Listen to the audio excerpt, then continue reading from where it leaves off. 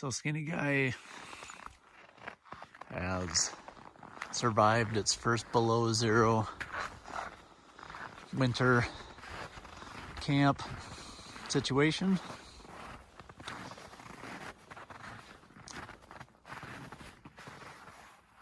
With all of its faculties, running hot and cold water, flushing toilet, which became necessary.